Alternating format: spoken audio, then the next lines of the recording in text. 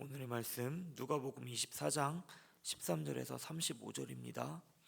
누가복음 24장 13절에서 35절입니다. 제가 읽도록 하겠습니다. 그날에 그들 중 둘이 예루살렘에서 25리 되는 엠마오라 하는 마을로 가면서 이 모든 된 일을 서로 이야기하더라. 그들이 서로 이야기하며 문의할 때 예수께서 가까이 이르러 그들과 동행하시나 그들의 눈이 가리어져서 그인 줄 알아보지 못하거늘 예수께서 이르시되 너희가 길 가면서 서로 주고받고 하는 이야기가 무엇이냐 하시니 두 사람이 슬픈 빛을 띠고 머물러 서더라.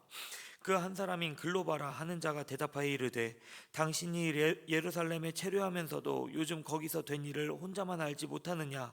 이르시되 무슨 일이냐.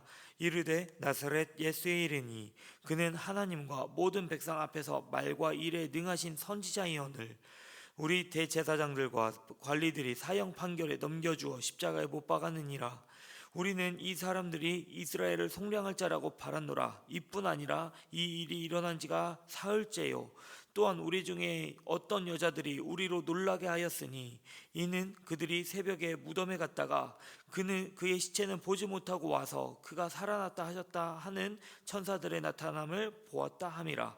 또 우리와 함께 한 자 중에 두 사람이 무덤에 가 과연 여자들이 말한 바와 같음을 보았으나 예수는 보지 못하였느니라 하거늘 이르시되 미련하고 선지자들이 말한 모든 것을 마음에 더디 믿는 자들이여 그리스도가 이런 고난을 받고 자기의 영광에 들어가야 할 것이 아니냐 하시고 이에 모세와 모든 선지자의 글로 시작하여 모든 성경에 쓴 바 자기에 관한 한 것을 자세히 설명하시느니라.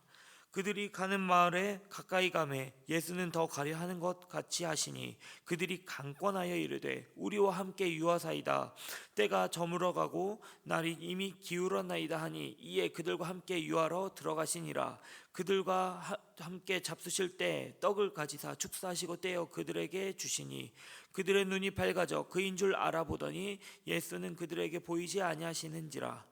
그들이 서로 말하되 길에서 우리에게 말씀하시고 우리에게 성경을 풀어 주실 때 우리 속에서 마음이 뜨겁지 아니하더냐 하고 그때로 일어나 예루살렘에 돌아가 보니 11 제자 및 그들과 함께한 자들이 모여 있어 말하기를 주께서 과연 살아나시고 시몬에게 보이셨다 하는지라. 두 사람도 길에서 된 일과 예수께서 떡을 떼심으로 자기들에게 알려지신 것을 말하더라. 아멘. 사랑하는 성도 여러분, 오늘 이 자리에 나오신 여러분들을 주님의 이름으로 환영합니다. 오늘 본문은 크게 길지만 세 구조의 이야기로 구성되어 있음을 볼 수 있습니다. 먼저 13절에서 24절까지 예수님과 제자들의 대화가 이어집니다. 그리고 25절에서 27절까지 예수님의 성경 해석이 나옵니다. 그리고 28절에서 35절까지 제자들의 눈이 열림과 예수님을 인식하는 이 사건이 등장하고 있습니다. 먼저 본문의 시작 13절입니다. 특별한 것은 그날에라는 단어로 시작하고 있습니다. 이전에 성경 구절과 연결시키면서 이제 계속 진행되고 있는데요. 다시 말해서 이제 빈무덤 사건이 이루어지는 그 날과 엠마오의 두 제자에게 일어난 이 사건은 동일한 시간대임을 말하고 있습니다. 예수님의 부활 사건을 듣지 못한 이 두 제자가 서로 이야기하는 것은 무슨 내용일까요? 17절에서 24절에 잘 드러나고 있습니다. 이것을 시간 관계상 요약하자면 이들이 심각하게 이야기하고 있는 것은 예수 그리스도의 죽음과 부활에 대해서 이야기하고 있습니다. 그 가운데 16절까지의 내용은 무엇입니까? 예수님과 동행하였지만 그들의 눈이 가리워져서 예수님인 줄 알지 못했다라고 나와 있습니다. 여기서 가리워지다 이 말은 수동태이면서 이제 하나님의 주권 아래 눈이 감겨졌다는 뜻으로 우리가 해석할 수 있습니다. 왜 하나님께서는 이들의 눈을 감기게 하셨을까요? 가리셨을까요? 그것을 알기 위해 누가가 어떻게 이야기를 배치했는지 우리가 살펴보면 좋습니다. 누가복음 24장은 여인들의 변화 그리고 엠마오 제자들의 변화를 병행 구조로 이렇게 보여주고 있습니다. 여인들의 변화에 대한 힌트가 24장 1절에서 12절에 등장하는데요. 요약해서 말하자면 여인들로 구성된 그룹은 처음에 예수님의 죽음 받아들입니다. 그리고 부활을 받아들이지 못하죠. 그러나 어느 순간을 기점으로 예수 그리스도의 부활을 믿고 받아들이게 됩니다. 그리고 이 모든 사실을 증거하고 있습니다. 어떻게 이 여인들에게 변화가 일어날까요? 마태, 마가, 누가의 세 복음서에 여인들이 빈 무덤 사건, 이 공통적인 사건에 들어가는 공통적인 단어가 있는데요. 그것은 바로 기억하다라는 단어입니다. 이것을 다시 말하자면 바로 여인들이 무덤을 볼 때 변화된 것이 아니라, 예수님을 보았기 때문에 변화된 것이 아니라 말씀을 기억했을 때 변화된 것으로 볼 수 있습니다. 결론적으로 이것이 오늘 본문의 엠마오 사건과 연결되고 있습니다. 이들은 예수님을 곁에 두고도 알아보지 못했지만 예수님께서 직접 말씀을 해석하여 주시고 그것을 듣고 떡을 떼면서 하는 장면에서 말씀을 기억하게 됩니다. 그리고 그들의 눈이 열리며 그들과 함께한 이가 누구인지, 예수 그리스도인지 바로 알게 되는 것이죠. 결국 저자인 누가는 이 사건을 통해서 믿음은 보는 것이 아니라 듣는 것, 곧 말씀에서 시작되는 것을 메시지로 전달하고 있는 것입니다. 이를 뒷받침하기 위해 본문의 두 번째 단락 17절에서 24절을 보면 이들은 예수님과 함께 있습니다. 그러나 3년이나 같이 있던 예수님을 알아보지 못하죠. 그리고 아울러서 또 한 가지가 있습니다.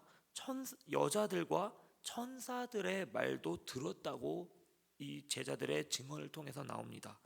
두 제자는 오히려 19절에서 예수님과 하나님 백성 앞에서 능력 있는 선지자로 표현합니다. 즉 예수님이 능력 있었던 참된 선지자였다라고 말하고 있습니다.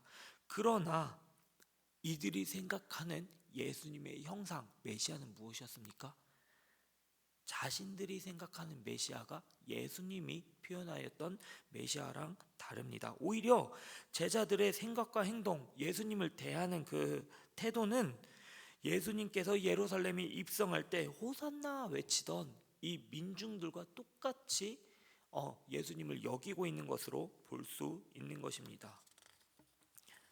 마치 또한 오병이어를 통해 끊임없이 식량을 줄 위인으로서 왕을 모시고자 삼고자 했던 이 백성하고 동일한 태도입니다. 예수님께서는 이들을 통해 이에 제자들을 통해 마음이 완고한 사람들이다 이렇게 표현하시며 구약의 말씀을 통해 자기에 관한 것을 이야기하셨다 이렇게 말씀하고 계십니다. 이 설명을 말씀을 통해서 설명하신 겁니다. 떡을 떼며 축사하실 때도 예수님께서는 말씀을 기억하게 하셨습니다.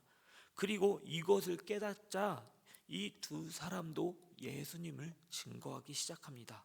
이를 통해 우리는 오늘의 말씀을 통해서 우리가 무엇을 할 수 있습니까? 먼저 첫째로 빈 무덤 사건과 엠마오 사건의 병행 구조를 통해서 믿음은 보는 것이 아닌 말씀을 듣는 것에서 시작됨을 알게 합니다. 사도 바울은 로마서 10장 17절에서 이렇게 말합니다. 믿음은 들음에서 나며 들음은 그리스도의 말씀으로 말미암느니라. 물론 체험이나 눈으로 봄으로써 이제 생기는 것이 믿음이 그로 인해서 생기는 믿음이 잘못되었다 이것은 아닙니다. 그러나 보는 것은 본 사람에게만 유익이 있습니다. 또 그것을 전해 들을 경우는 이제 예수님을 오해하거나 왜곡될 위험이 있는 것이죠. 예를 들어 기도 응답이 없다고 실망할 거나 또 감정적인 예배 이러한 경험이 줄어들게 된다면 우리는 종종 하나님과 멀어졌다고 생각하기도 합니다. 만약 많은 기도응답과 신앙의 경험 이것을 할지라도 말씀이 없다면 어떻게 될까요? 주님을 곁에 두고도 깨닫지 못하는 일들이 제자들뿐만 아니라 우리에게도 일어날 수 있다는 점을 우리가 알아야 합니다. 체험 중심의 신앙은 종종 그리스도의 진정한 정체성과 사역을 왜곡시키기도 합니다. 예수님이 단지 나의 문제를 해결해 주시는 존재, 그것으로 그치게 됩니다. 죄를 대속하시고 부활하셔서 주 대신 구세주가 되시고 왕이 되시는 것이 아니라 자칫 예수님을 내 체험의 도구, 내 기도의 도구로 전락시킬 위험이 있는 것이죠. 예수님께서 엠마오 제자들에게 미련하고 마음에 더디 믿는 자들이라 말씀하신 이유는 그들이 예수님을 체험했으나 성경을 알지 못했기 때문입니다. 예수님께서는 체험이 아닌 말씀을 통해 예수님을 해석하길 바라셨습니다. 그렇기 때문에 하나님께서는 의도적으로 이들의 눈을 가린 것이지요. 여러분, 그래서 우리는 성경이 말하는 그 예수, 이 예수를 말씀을 통해서 깊이 알아야 합니다. 여러분, 또한 말씀을 오늘의 본문을 통해 알아야 될 두 번째는 증인이 되어야 한다입니다. 앞서 빈 무덤에 예수님을 만난 부활을 경험한 여인들은 사도들과 자신이 아는 모든 사람들에게 예수 그리스도를 증언했습니다. 부활을 증언했죠. 그리고 오늘의 말씀에서도 엠마오 제자들도 곧바로 돌아가 다시 복음을 증거합니다. 여러분, 구속의 은혜와 부활의 소망이 여러분 속에 있으십니까? 그렇다면 마땅히 우리도 이들처럼 구원받은 백성으로 부활하신 예수님을 증거해야 할 것입니다. 여인들도 제자와 자신이 아는 모든 이들에게 말씀을 증거했고, 제자들도 만난 이들에게 예수님이 부활하셨음을 증거했습니다. 우리도 또한 부활하신 예수 그리스도를 증거해야 하는 것입니다. 이제 세 가지 질문을 드리고 말씀을 정리하겠습니다. 먼저, 나는 말씀 앞에서 예수님을 매일 새롭게 인식하고 있나요? 둘째로, 우리 공동체에서 나누는 이런 셀 모임, 성례와 같은 이런 모임 가운데, 공동체 가운데 부활의 주님을 만나는 실제적인 공간이 되고 있습니까? 마지막으로, 내가 경험한 예수는 어떻게 누군가에게 복음으로 증언되고 있나요? 사랑하는 성도 여러분, 우리는 때로 하나님의 말씀을, 음성을 듣고자 무던히 노력합니다. 그러나 우리가 원하는 방향성으로 기도 응답이 이루어지기를 열심히 부르짖죠. 그것이 잘못된 게 아닙니다. 그러나 우리의 열심에 말씀 대신 주님의 기준이 바로 서는지 한번 확인해야 할 것입니다. 그렇지 않고서는 예수님을 곁에 두고도 깨닫지 못하는 제자들과 같은 죄를 범하게 될 것입니다. 그렇기에 우리는 우리가 접하는 말씀이야말로 생명이며 예수님을 뜻을 바로 알게 하는 은혜임을 기억하시길 바랍니다. 그러므로 우리가 말씀을 통해 예수님을 만나고 부활의 소망과 그리고 기대하는 마음으로 강건해지기를 소망합니다. 그것이야말로 예수님의 뜻을 바로 아는 은혜입니다. 마지막으로 그 소망을 이웃에게 거침없이 증언해야 되는 것입니다. 그렇기 때문에 우리는 이 시간 결단하길 원합니다. 마태복음 28장에서 땅끝까지 복음을 전파하라 말씀하신 주님의 말씀은 계시록 이제 마지막 부분에서 새로운 약속으로 우리에게 소망을 계속해서 던져주고 있습니다. 제가 읽겠습니다. 이것들을 증언하신 이가 이르시되 내가 진실로 속히 오리라 하시거늘 아멘. 주 예수여 어서 오시옵소서. 주님께서는 속히 오신다고 약속하셨습니다. 우리는 이제 부활의 소망과 오실 예수님을 붙들고 증인으로서 오늘을 살아가길 소망합니다. 기도하겠습니다. 사랑과 권세의 주님,